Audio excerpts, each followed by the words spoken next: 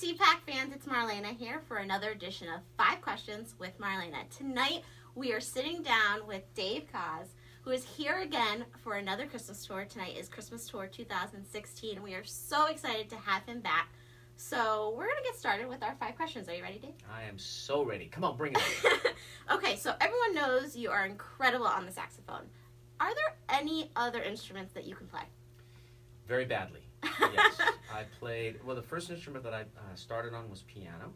I was probably 7 years old when I started that. My mom made my brother and I play the instrument. And of course, I didn't want to do it. I hated it. And so around 10 years old, I rebelled and took up the drums and was even worse on the drums. So I remember, this is a true story, that my drum teacher, my dad came to pick me up for my lesson. My drum teacher, I could hear what he said to my dad, and he said, look, you might want to think about sports for Dave, because it's just not going to happen with the drums. And I was crushed, because I thought I was like this great drummer. But I learned a good lesson. See, if for anybody, kids or adults that are learning instruments, if you don't connect with an instrument, try another instrument. Because it took me 3 tries before I found the saxophone. And the saxophone, from the minute I picked it up, felt like very, very natural in my hands. Right. Awesome. So keep trying until you find the right one. Now, if you weren't a musician, what do you think you would be doing? I was a mass communications major at college, so I've always been fascinated with marketing and that kind of.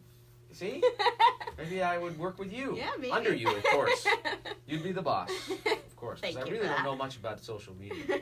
But I'm fascinated with all of that stuff, branding and advertising, and so maybe I would have gone into something like that, but I never had to. I feel very blessed. Yeah, awesome. Okay, well, you've had a lot of friends join you on stage, and you've joined a lot of people on stage. Who is one person, dead or alive, that you would absolutely love to be on stage with? I can go to the deceased. Don't usually get that option. There's I so would many say, people, so we have to go with the deceased. I'm such a crazy fan of the Rat Pack, specifically Frank Sinatra. But Dean Martin, might actually choose Dean Martin over Frank Sinatra, and that's very controversial thing to say. But I did a duet with Dean Martin posthumously, and Capitol Records put this out and they took the vocals off of an old record of him, and then they made this new arrangement around his vocal, and then I played the sax and he sang, and he was in my headphones. This was at Capitol Records, and it almost felt like he was in the room with us. And my parents really listened to all those, Sammy Davis, Frank Sinatra, Tony Bennett, Dean Martin. I mean, all that era, Ella Fitzgerald, those were the people that I grew up really loving and listening to because my parents. And so to get the chance to actually have a duet with Dean Martin in this lifetime was great. If he was here alive, that would be one of the most awesome things I can imagine. Yeah, incredible. Okay, so obviously a lot of people tonight are coming to hear you play, and they love your music. But when you have a chance to listen to your favorite kind of music, what would that be? What's on your iPod or on your phone or in your CD player? I was listening to, prepping for this tour, listening to a lot of music from the artists that we're working with on this tour. And that's one of the things that's making this tour extra special, is because it's the first time we've ever had 3 singers. This is 19 years of doing this tour. First time, 3 singers, and what 3 incredible singers. Jonathan Butler, who's been with us for many of the last 10 years.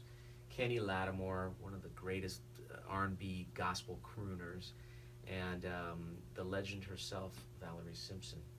So specifically, I was listening to Valerie's music, the Ashford and Simpson years, and then what people don't know is that she and her late husband, Nick Ashford, wrote some of the most beloved and iconic music of all time. I mean, these are songs that your grandchildren, their grandchildren will be singing. Ain't no mountain high enough, reach out and touch somebody's hand. So I was like revisiting all of that music and just kind of letting it wash over me. The greatest thing about Motown music is it never goes out of style. It makes you feel good, reminds you of simpler times, and she wrote a lot of it. So I'm really impressed. So you're just making us more excited for tonight. Good. All right, our 5th and final question. With the holidays obviously right around the corner, and we know that you are on tour all the time. But are there any holiday traditions that you're excited for, or even just winter traditions that you're looking forward to when you have a little bit of a break? Well, this tour ends. We have 24 shows in 28 days. So it's a little hectic all around the United States. We're about a week in. We've done 6 shows so far.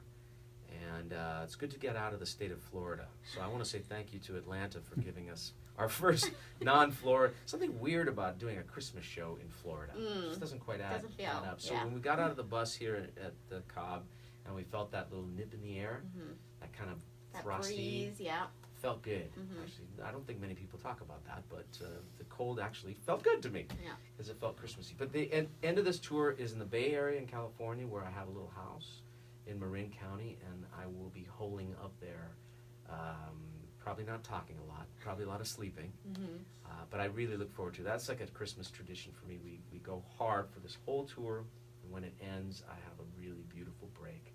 And interestingly, I grew up celebrating Hanukkah. I'm Jewish, so it's funny that I am so known for doing Christmas music, but my family and I get together for Hanukkah, and Hanukkah starts on Christmas Eve this year. Wow. Yeah, the first night of Hanukkah is Christmas Eve, so we've got a big overlap. So a lot of people will be celebrating all that same night. So I'm looking forward to that too. Well, happy Hanukkah. Thank you. And happy holidays to everybody. And happy holidays. Yes, and if you're coming tonight, we'll see you then. And thank you for watching Marlena's 5 Questions. Good job.